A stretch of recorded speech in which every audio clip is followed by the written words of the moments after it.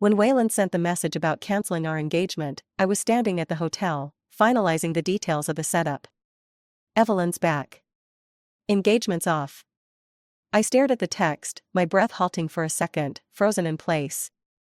The hotel manager's voice was close, but I didn't hear a word he said. Then what? My fingers trembled as I typed. Waylon replied quickly, without hesitation. She's been diagnosed with depression. She's going back to her country for treatment, can't be under any stress. I remembered the provocative message Evelyn had sent me the night before. As long as I want, you two will never get married. I thought we'd already invited both families and friends this time. I thought Waylon wouldn't go along with Evelyn's nonsense anymore. But I'd still underestimated how important Evelyn was to him. I suppressed my anger, typing quickly on my phone. When will she recover, and when can we get engaged? I didn't want to argue with Waylon about whether Evelyn was really sick. Even if I exposed Evelyn's lies. In Waylon's eyes, I'd just be making trouble. He didn't reply, and my message sank into the void. It felt like someone had poured cold water over me in the middle of winter, the chill spreading from my feet to my fingertips. He was used to avoiding our issues. To him, once I cooled down, I'd come back to him. But this time I was really tired. I had no energy to fight Evelyn for his love anymore. I had no more strength to wait for his next bout of guilt and promises. I stopped the hotel staff from setting up, paid the penalty fees, and sent Waylon a message. Let your friends and family know. The wedding's cancelled. He responded simply, okay. I gave a self-deprecating smile. Then deleted Waylon from my friends list. 7 years with Waylon, on and off. Every time, it was because of Evelyn. He loved Evelyn, but couldn't marry her. He didn't love me, but had to marry me. Waylon's mother had once said to me very plainly. She didn't mind my family's current poor state. She'd taken on the pressure and accepted the marriage because she thought I was somewhat attractive and had a childhood bond with Waylon. She hoped I could win his heart and drive away that hopeless woman by his side. I once believed that as long as I worked hard enough, as long as I stayed by Waylon's side, he would eventually change his mind. But sadly, that day never came. My love for Waylon had slowly faded, bit by bit. When I went back to the villa to pack my things, Waylon still wasn't back. He was having dinner with Evelyn at a restaurant. Evelyn's post on IG didn't show Waylon's face, but clearly captured the ring on his hand. The engagement ring we'd chosen together. I took off the ring on my finger and placed it on the dining table. After thinking for a moment, I decided there was no need to draw his attention to it. I picked up the ring and tossed it into the toilet. Just as I was about to leave with my suitcase, Waylon and Evelyn entered the door, hugging each other. Long time no see. I greeted Evelyn with a smile. Evelyn looked flustered, not knowing how to react as she glanced at Waylon. Perhaps in the past, whenever she saw me, she could provoke me with just a few words and make me hysterical like a madwoman. But now, seeing me so composed, she didn't know how to handle it. Waylon's gaze landed on the suitcase in my hand. He seemed surprised for a moment, then his expression returned to normal. Well, you should move out for a while. It'll help Evelyn recover. For him to say something so shamelessly, telling his almost fiancée to move out for his first love's recovery. It was just ridiculous. I'd been in love with such a man for 7 years. I couldn't be bothered to argue anymore. I grabbed my suitcase and left without looking back. Before I was far away, I heard Waylon say, "Don't worry about her. She'll come crawling back once her anger subsides." Evelyn pouted, "Aren't you going to comfort me? I can't bear to make you angry." I fought the nausea in my stomach and quickened my pace. I moved back into the apartment I'd bought. Downstairs was a busy shopping district. I liked lively places. Waylon liked peace and quiet. He hated my apartment. He hated my neighbor even more, Atlas. Atlas was from a wealthy family, just like him, a second-generation rich kid. Waylon despised Atlas. Probably because he both envied Atlas's courage to fight for love, but also lacked Atlas's ability to break off ties with his family for love. Atlas was much crazier than Waylon. The woman Atlas was going to marry was a third-tier actress, constantly surrounded by scandals since her debut. Atlas's family couldn't accept someone from the entertainment industry as the future wife of their heir. So Atlas had decided to leave the family and stand on his own, rather than compromise. Compared to Waylon, who wanted everything, I honestly admired this pure-hearted warrior. The night I moved out, Waylon unexpectedly called me. "You left some things behind. I'm worried Evelyn might see them and get upset." "I'll bring them over. Where are you staying now?" He still had that condescending tone. I didn't stop folding my clothes, holding the phone with my shoulder and replying indifferently. "Throw them away. They're all things I don't need." There was silence on the other end for a few seconds, only the sound of heavy breathing. After a moment, Waylon sounded frustrated. "What's your problem?" "The engagement is just postponed. Once Evelyn is more stable." I couldn't listen anymore and interrupted him. "Sorry, Mr. Waylon, I'm busy right now." I hung up the phone and immediately blocked his number. I walked to the balcony, feeling the night breeze, gazing at the dazzling lights. Leaving Waylon turned out to be easier than I imagined. The sounds of moaning from downstairs broke the brief silence. I instinctively leaned over to look. Downstairs, the balcony was filled with plants. But I saw a pair of pale hands gripping the railing and a swaying head. Well, it was Atlas and that third-tier actress downstairs. Looks like they knew how to have fun. I wasn't meaning to spy, so I went back to the living room to continue packing my things. Suddenly, there was a knock at the door. I opened it, and when I saw who was standing outside, my brain froze for a few seconds. Atlas was here. Then who was downstairs? Atlas's eyes flickered with a hint of surprise. "Sorry, wrong door." After apologizing, he turned to leave. "I just moved in today. Want to come in for a drink?" I called out to him. How should I put it? I felt a bit sorry for him, since we were both betrayed by our partners. Atlas turned back, raising an eyebrow. "Oh? You're not trying to avoid suspicion anymore?" Waylon hated Atlas, and naturally, he wouldn't want me to associate with him. Even though Atlas was a major shareholder in my chain of flower shops, we rarely saw each other. Only during year-end profit sharing would we have brief interactions. Come to think of it, I could reconnect with Atlas and get investment from him. Because of Waylon's family connections. Now that the flower shop was doing well, I had the courage to leave Waylon. Looking back, those 7 years with him weren't entirely wasted. I shrugged. We broke up. Again? Atlas's lips curled into a smirk of schadenfreude. He leaned on the sofa, his long legs sprawled across the coffee table. His casual demeanor, completely different from the cold, aristocratic young master I'd first met. I picked a bottle of fine red wine from the cabinet. This time it's a broken engagement. I handed Atlas the wine glass, my expression indifferent. He swirled the wine in his glass, unable to hide his amusement. Wow, such expensive wine. Looks like you're really hurt this time. Want me to drink with you and help you forget your troubles?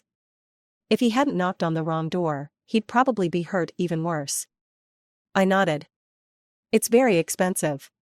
You gave it to me last year at the annual party after you got drunk. It was a collector's edition wine. At the time, I couldn't take it back to Waylon's villa, so I left it in the apartment's wine cabinet. Now, it had returned to its rightful owner. Atlas's pupils flickered, and then he took a deep gulp of the wine. Fine, let's celebrate you escaping from hell. I lifted my glass and said, I also wish you find true love soon. Being betrayed by a partner is something no man wants to hear from anyone, especially from someone they're not close to. Unfortunately, despite my subtle hint, Atlas didn't pick up on it. He smiled, his beautiful peach blossom eyes seeming to charm everyone, yet he was as clueless as a blind man. My true love is right here, he said, this is something you should say to yourself. But when I thought about it carefully, I realized I wasn't any better, just as blind. Atlas had broken ties with his family for that actress. And Waylon had shattered my heart into 1,000 pieces. Wine has a way of dulling sorrow, and red wine especially has quite a strong after-effect. Before I knew it, I was drunk out of my mind. I clung to Atlas, laughing and crying, cursing Waylon and then cursing myself. Atlas pushed me away, his tone teasing. Do you think he doesn't know you're holding another man? Even if you begged him in tears, he wouldn't take you back. It reminded me of the 7 years of me always begging for reconciliation. I vented my grievances from those years, fueled by the alcohol. This time, I don't want him. Even if he begged on his knees, I wouldn't look back. Really? Atlas asked, his gaze intense. I lay drunkenly on the sofa, not seeing the stars sparkling in his eyes. I just muttered back, I never lie. Half dreaming, half awake, I felt a warm pressure on my lips. The sensation spread across my body in waves, leaving me shivering. Instinctively, I responded to the fiery passion. By the time I came to my senses, it was already noon the next day. My whole body ached, as though I had been run over. Looking at the scattered clothes on the floor, I saw Atlas beside me, lying bare-skinned. His long lashes rested on his cheeks, and he was deep in sleep. On his chiseled chest were traces of lingering kisses. Bits and pieces of last night started to come back to me. My brain exploded in realization. Had I really slept with Atlas last night? No matter what his girlfriend did yesterday, they were still together. What did that make me? What if rumors spread that I had broken up their relationship? One word from anyone, and I'd be drowned in their spit. I held my breath, carefully removing Atlas's arm from my waist. I crept around like a thief, put on my clothes, grabbed my phone, and rushed out of the apartment. I sped all the way to the office, finally letting out a long sigh once I was there. I hoped Atlas would wake up and, like me, forget the absurdity of last night. Mr. Whalen is waiting for you in the office. He just had a huge outburst. The secretary looked nervous, probably because Whalen had yelled at her too. I entered the office, where Whalen was leaning against my desk, arms crossed, with my suitcase beside him. When he saw me, he scowled. You actually blocked my number. These are your things. Once Evelyn's condition improves, you can move back. I gave a self-deprecating laugh and replied. We've called off the engagement, what's the point of keeping each other's numbers? Please, Mr. Whalen, block me too. Whalen's eyes faltered for a moment, then he became impatient. I've told you before, don't even think about comparing yourself to Evelyn. In my heart, she'll always be number one. If you want to keep the position of my wife, you'd better know your place. I couldn't help but interrupt him. Mr. Whalen, did I not make myself clear? We've called off the engagement. Who's number one in your heart has nothing to do with me. Got it? I emphasized the last sentence, each word sharp. He froze for a second, his gaze locking with mine, cold and indifferent. It was the first time I saw Whalen so angry and embarrassed in front of me. His veins popped on his neck as he pointed at me and shouted. If you want to play hard to get, I don't have the time for your games. I'm giving you one last chance. Either cooperate with Evelyn's treatment and we'll get engaged once she's better. Or you'll never see me again in this lifetime. I coldly bent down and picked up the papers he had thrown on the floor. As long as Mr. Whalen never comes here to lose his mind again, I promise we'll never meet again in this lifetime. He was so used to me pampering him that he couldn't handle this level of disdain and neglect. Whalen slammed the door on his way out, grinding his teeth as he spat out. Don't come crawling back to me like a dog, begging for reconciliation. I'm tired of seeing you like that. My heart ached like it was being pierced by needles. Even though I didn't love him anymore, after 7 years of investing in this relationship, the feeling of having my heart trampled was unbearable.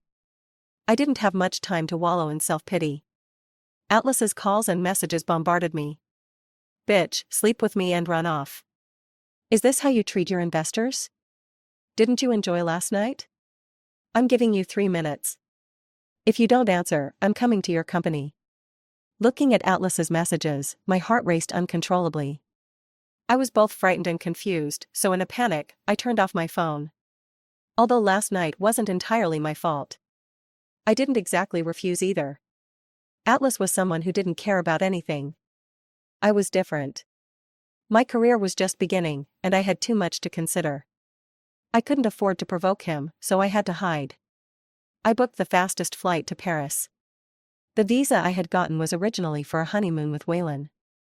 Now, it was being used to escape from the emotional mess I had created. I hid in Paris for over a month. All I did was eat, shop, and go to flower shops, while frantically searching for news about Atlas and Leah. I was terrified of seeing news about them breaking up. No matter the reason, it would be bad for me. Until a reporter leaked a story that Leah and Atlas had been shopping for jewelry together, with rumors hinting that their wedding was near. The photos were taken from a hidden angle, but it was clear that they were picking out engagement rings. A weight lifted off my chest, and I booked a flight back home. Lately, I had lost my appetite and felt exhausted. The day after I returned, I went to the hospital. After some tests, the doctor's words were like a thunderclap. "You're 4 weeks pregnant. Do you want to keep the baby?" Everything spun around me, and I felt the world go silent. Holding the pregnancy test form, I couldn't even remember when I left the clinic. Every step I took felt like walking on cotton. I clearly remembered taking the morning after pill the day I arrived in Paris. "Hazel?" A familiar voice called out to me. I turned and saw Waylon and Evelyn holding hands, looking all affectionate. Evelyn approached me with warmth. "Are you feeling unwell? Why are you here alone?" I told Waylon I could come alone, but he insisted on accompanying me. Evelyn had always been like that. Her gentle tone used to make me lose control of my emotions. But now, I didn't love Waylon anymore, so I wasn't moved and just found her annoying. "You're too weak to even take care of yourself. I bet Waylon still has to help you with everything at home." That one sentence ended the conversation, and Evelyn's eyes reddened. Her gaze locked onto the pregnancy test form in my hand. "You're pregnant?" Tears started to roll down her pale face. Waylon, who had been standing in the background, stepped in front of Evelyn. His brows furrowed, his expression cold. "Get rid of it. Don't make things difficult for yourself." I shot him a cold glance. "It's not yours." Waylon's face darkened, and anger surged in his eyes. I wasn't interested in dealing with his emotions. I walked around them and left. In the hospital parking lot, Waylon caught up with me and grabbed my wrist. I was worried it would affect Evelyn's mood earlier. "Keep the baby, and I'll forget everything that happened before." His voice was so condescending, as if he was doing me a favor. "Mr. Waylon, are you really that thick-headed? The baby is not yours." I yanked my wrist free from his grip and didn't waste any more words on him. "Not mine? Could it be that you have another man?" Waylon's smile was subtle, his tone full of disdain. He wouldn't believe that I could be carrying another man's child. For all these years, I've tolerated and endured with no boundaries in love. That tolerance has been the source of Waylon's confidence and superiority. And today, I shattered it myself, and for some reason, there's a strange sense of revenge that feels almost satisfying. "You're 4 weeks pregnant. Do the math, could this child be mine?" I gave him a cold smile, holding out the pregnancy test results. The moment Waylon saw the test, his smile froze on his face. He grabbed the paper and looked at it again and again, his face twisting with anger. He tore the test results to shreds. Shouting angrily, he demanded, "Whose child is it? How dare you hide this from me and go find another man? When did this happen? How long have you been seeing him?" The sudden betrayal threw Waylon off balance. He yelled at me in the parking lot, furious. After all, in his eyes, I was just the loyal, devoted puppy that couldn't be shaken off. Even though my night with Atlas happened after we had broken off our engagement. To him, it felt like the ultimate betrayal, a metaphorical green hat. I replied softly. "Not long, but enough to outweigh the 7 years I spent with you. I'm only now realizing what it feels like to be loved. To feel genuinely happy." Having loved, I now knew how to wound him deeply. The last sentence I said lightly, with an air of ease. But Waylon's face turned pale in an instant. I had never seen him so stunned before. He just stood there in a daze. Even after I drove off, he didn't snap out of it. Looking at Waylon's forlorn figure in the rearview mirror. I didn't feel excited anymore, nor did I feel sad. I only felt like there was a void opening up inside me. 7 years of love had come to a complete end. The feeling was hard to describe. I had barely turned a corner when my car was forced to stop by a sports car. Atlas got out and walked over briskly. He bent down and opened the driver's side door. His tall figure exuded a strong sense of dominance. With a cold face, he spoke in a low voice, "It's not his. Then is it mine? Are we playing the scene of you leaving heartbroken with a child? You sure know how to play the field, Hazel." Atlas knew? I suppressed my guilt and turned the tables. Are you following me? How else would he know about my conversation with Waylon? I followed you in Paris for a month. You only just noticed? What? How did you know I went to Paris? Atlas sighed, explaining patiently. You had your secretary book the flight and hotel. As a company shareholder, isn't it easy for me to know the CEO's itinerary? Then, his tone softened. I'm a little worried about the IQ of our child. I met his intense gaze, and my heart skipped a beat. This kind of magnetic atmosphere, Waylon and I never had anything like this in 7 years. A car behind us honked loudly, covering up my flustered confusion. The lights green. The driver behind yelled at us. My ears turned red, and my heartbeat quickened. Can you move the car? Let's talk when we get home, all right? Atlas deliberately misinterpreted my words. Fine, then we'll talk at home. He emphasized the word home in the most suggestive tone. I found myself subconsciously avoiding his direct gaze. Before I realized it, he planted a soft kiss on my cheek. By the time I recovered, he was already back in the driver's seat. His playful actions had me in a daze. And I ended up following him back to his apartment without realizing it. But now that the situation was out there, running away wouldn't help. Atlas and I needed to have a serious talk. Once we got home, I said directly. This child was an accident. I'll go to the hospital tomorrow to make an appointment. But before I could finish, I was pulled into his arms from behind. His hot breath brushed against my ear. My body stiffened, and the words I hadn't finished saying were swallowed up. How could you be so heartless?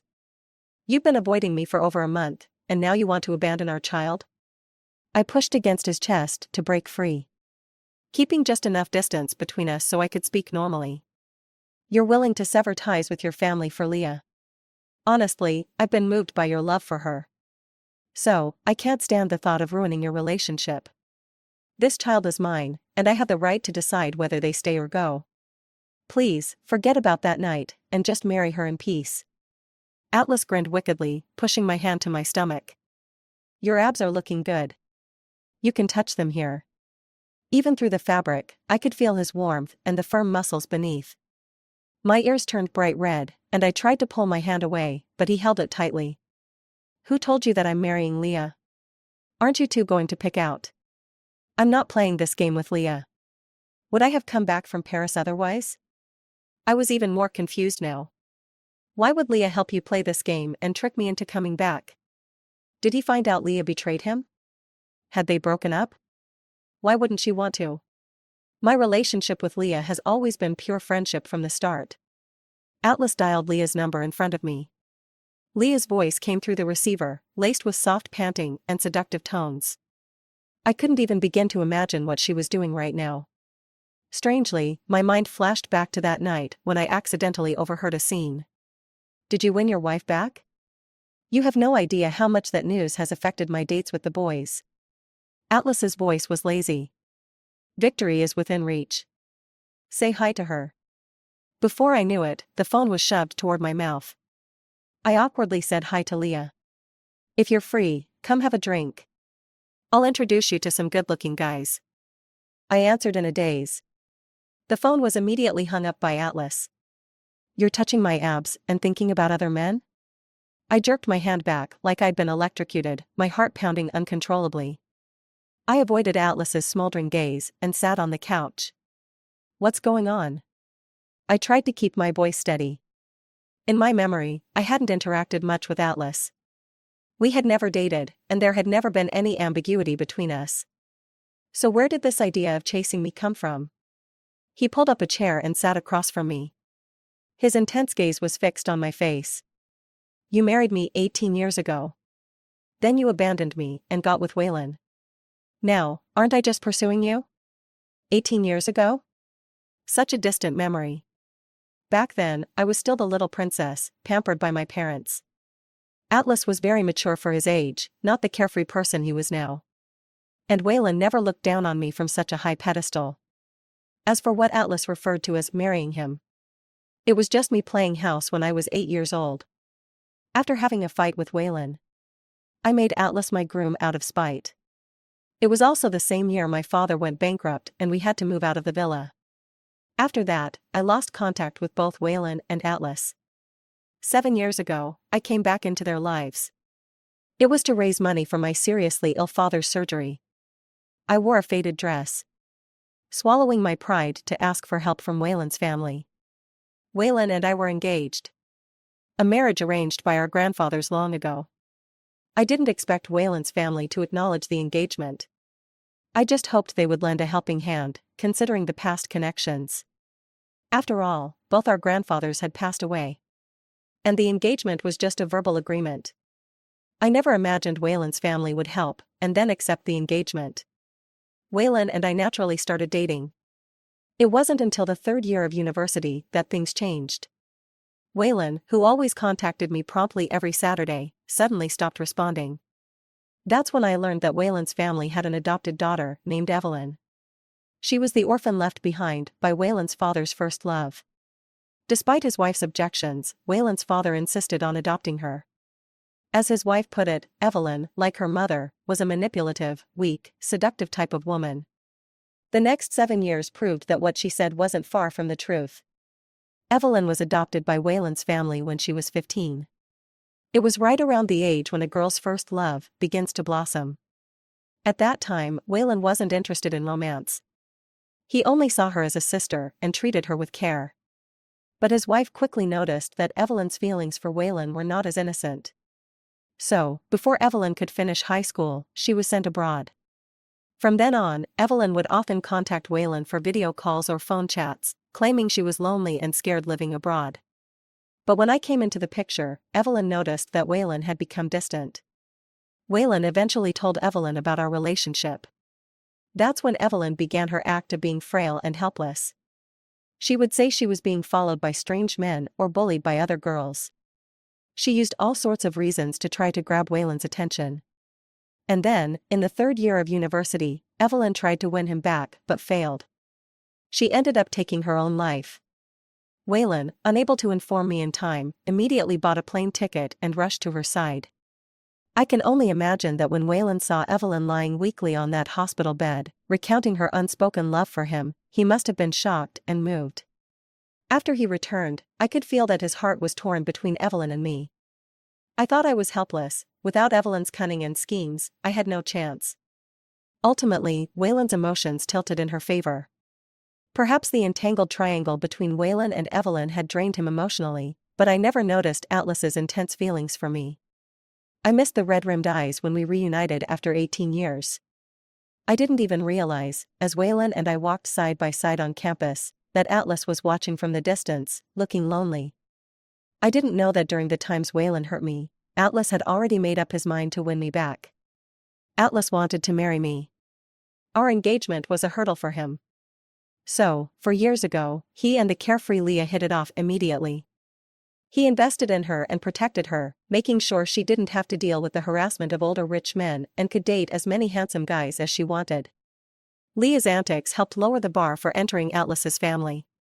Atlas explained that marrying into his family was like putting out a fire on a roof, while marrying into Waylon's family was like opening a skylight on the roof. Given this, his mother would definitely smile and bless me and Atlas. That was his plan for 4 years. Of course, him starting his own business was an unexpected bonus. Even if I didn't marry into his family, his wealth could provide for me for a lifetime. At that moment, I thought I finally understood Waylon's feelings. Because, after all these years, he had liked me since that childhood game of house when we were kids. Was it possible he had liked me all this time? I couldn't believe it, but I was deeply shocked. We were only 8 years old back then. Aren't you a little too mature for your age? He corrected me seriously. You were 8, I was 10. I pulled my hand out of his grasp. How are you so sure I'll break up with Waylon? And how do you know that if I do, I'll be with you? A playful smile tugged at his lips. Of course, I'm confident. After all, I've done so much to make sure you're happy. He emphasized the words happy and purposely stood up to display his abs and chest like a peacock showing off its feathers. I couldn't help but feel flushed and my mind went into a chaotic blur. Uncontrollably, I thought back to that night. Go back first, let me be alone for a while. I pulled open the door, signaling for him to leave. The shock of today's events was too much for me to handle all at once. Atlas froze with his hand still lifted as if to lift his shirt. His dark, deep eyes were full of a wounded look that unexpectedly tugged at my heartstrings. If you won't let me stay, it must be because my abs aren't good enough. I'll go back and keep working on my fitness. He turned to leave but paused, his smile fading into a serious expression. His gaze fell on my stomach. He opened his mouth to speak, but I interrupted him. Give me 3 days to think about it. Don't contact me during these 3 days. Atlas was a man of his word. For the next 3 days, he didn't contact me.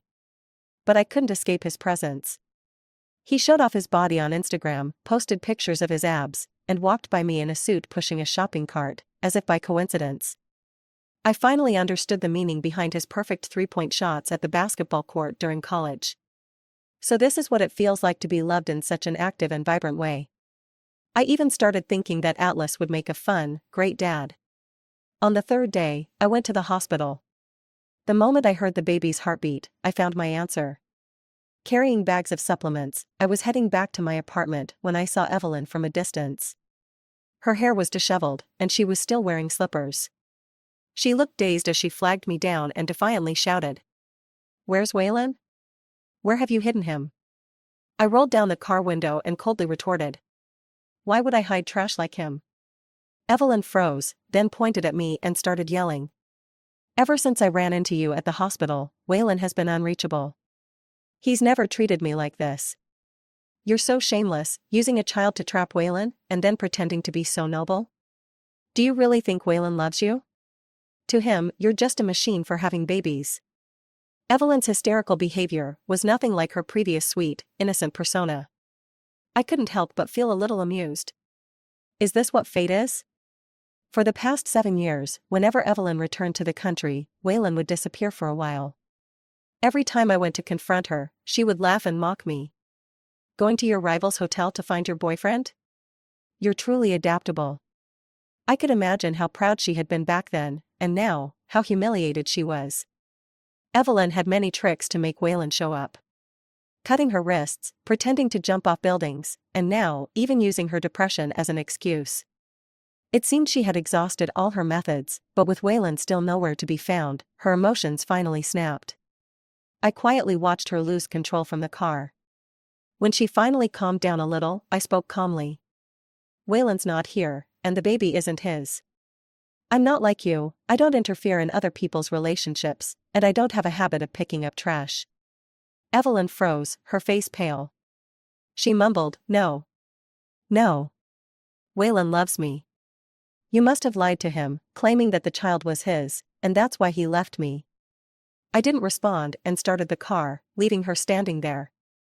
I wasn't disturbed by her appearance. Back at the apartment, I eagerly looked up videos on prenatal education. My dull life suddenly felt more vibrant with the anticipation of the future. That night, I had a bizarre but beautiful dream. I was holding our baby and having a wedding with Atlas. After the wedding, we lived happily as a couple, and our child was well-behaved and understanding. But the dream abruptly ended with a rhythmic knock on the door. Half awake, I opened the door. It was Atlas, leaning against the doorframe. He was bare-chested, the bath towel strategically draped to highlight his abs. In my dream, Atlas was also very enthusiastic about showing off his abs. He even performed tricks like cracking walnuts with his abs and opening a bottle of wine. I groggily murmured, Baby, you're back. What did you just call me? Atlas's sudden raised voice startled me awake. As I regained my senses and met his burning gaze, my ears burned and my heart raced. The whole night, I came up with countless lame excuses to explain why I had accidentally called him baby. He still clung to me like a koala, not letting go. I compromised, if he was willing to perform his abs bottle opening trick. I'd admit that I did indeed call him baby earlier. After that, it became impossible to find any beer bottles with caps in the apartment. The dynamics between people are truly strange. I've been with Waylon for 7 years, yet there's still an unspoken distance between us. But after only 7 days with Atlas, the comfort between us felt as though we had been living together for years. I wasn't afraid to appear in front of him in any outfit. And I didn't have to think about which jokes might go too far. As I approached 30, I finally felt the sweetness of being in love. The morning Waylon came to the apartment, Atlas and I were about to go apply for a marriage license. After more than 10 days without seeing him, Waylon had lost weight, his suit hanging loose, and his eye sockets sunken. His once neat hair was now disheveled, falling messily across his forehead. With reddened eyes, he hoarsely spoke, "I lost. I think I love you even more than I imagined. These days, I've been unable to sleep at night. When I close my eyes, all I see is you. So, whether it's Evelyn or that man, let's forget about them. Come back to me, and let's start over." The deep affection in Waylon's eyes seemed like it could overflow. He raised his hand as if to touch my face, but I stepped back to avoid it. I was a bit dazed. Had I not been clear that day, or had Waylon lost his memory? He knew I was carrying someone else's child and still came here to make peace? I remember clearly telling Mr. Waylon that the child I'm carrying isn't yours. Upon hearing this, Waylon's breath grew heavy, and his fists clenched. His tone was restrained. "If it's not mine, I'll accept it."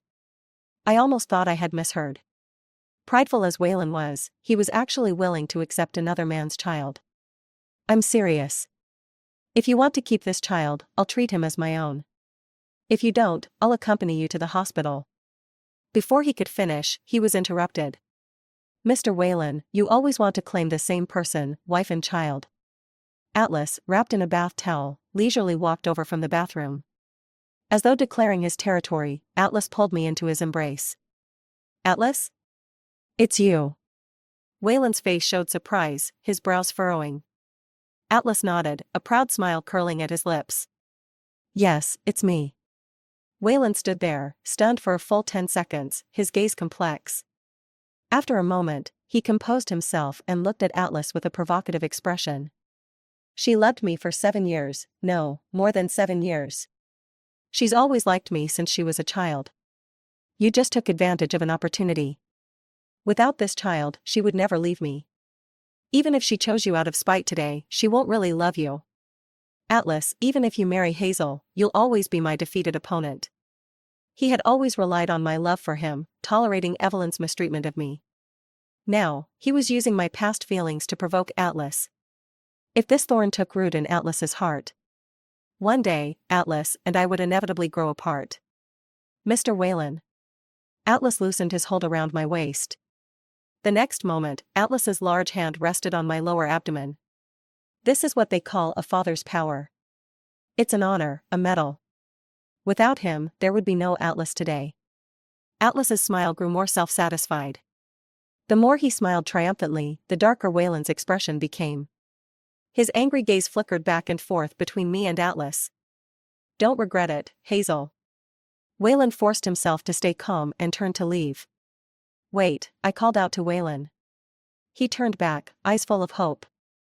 I took a step forward to follow him, but Atlas tightly gripped my hand. His eyes were filled with grievance, looking at me pitifully. I smiled and gently patted his hand to reassure him, I need to talk to him. Reluctantly, he let go and returned to the room. Standing in front of Waylon, I extended my hand. "I bought the ring, so give it back to me." Waylon was still wearing the engagement ring I had chosen for him. I no longer wanted anything to do with him and certainly didn't want to keep a memento that would remind me of him. Waylon's gaze slowly dimmed. His eyes filled with a mixture of sadness and lingering hope. "I don't believe you've really fallen for him. Can you really fall in love with someone so easily?" I lowered my gaze and murmured, repeating softly. "I didn't expect it to be so easy to fall in love either. Being with Atlas these days has made me genuinely happy. I haven't thought about you once, Waylon." I lifted my head, meeting his gaze firmly. "I really don't love you anymore. I really do love Atlas. Your family has done me a great favor, Waylon, and I don't want things to get ugly. Let's part on good terms." Waylon's eyes reddened in an instant. He stared at the silver ring for a long time, his smile bitter. "Looks like I really lost you." Slowly, Waylon took off the ring and placed it in my palm, still warm from his touch. His voice was filled with longing, if the engagement hadn't been called off. I interrupted him, "There are no ifs. Everything happens for the best. After saying that, I turned and walked straight back to the room, leaving Waylon with my resolute back. When I returned to the room, I saw Atlas with a grin he couldn't hide. I heard everything you two said. So, you chose to marry me, not because I'm the father of your child? I didn't want to hide anything anymore, so I stood on tiptoe and wrapped my arms around his neck. No. And the reason I called you baby that night was because I dreamed we got married. So, my baby, when are we having our wedding? I don't want it to be like in the dream, marrying with a child in my arms. Finally, I saw the galaxy of stars flickering in Atlas's eyes. He was so moved, he couldn't speak, leaning down to kiss me again and again. His love blossomed freely between his lips. We'll have the wedding this month. His gaze was dazed as he whispered, his words full of joy. The day Atlas and I went to his family with our marriage certificate, Leah had announced her romance with a young man, mentioning Atlas and thanking him for his protection and the smooth collaboration, also congratulating him for finally winning over the woman of his dreams. His mother looked at the news with mixed feelings. Angry that he had caused such a stir with a female celebrity, but happy that he wasn't actually marrying her. His father looked sternly at Atlas, scolding him that if he had focused on the company, he could have retired by now and traveled the world with his wife. As expected, Atlas's parents were very pleased with me. Once they learned about the child, they immediately began planning a retirement trip to take their grandchild around the world. Atlas and I had a smooth wedding. There was only one small incident. Evelyn climbed to the rooftop of the building across from the hotel to force Waylon into marriage. Unfortunately, after the wedding, Waylon still didn't show up. Evelyn stood there, her legs weak, but fearing for her life, she left on her own. On our wedding night, Atlas looked troubled as he practiced his abs in the gym. I asked him, "Why aren't you smiling?" He said, "I'm waiting to laugh really hard after the baby is born." End of the story.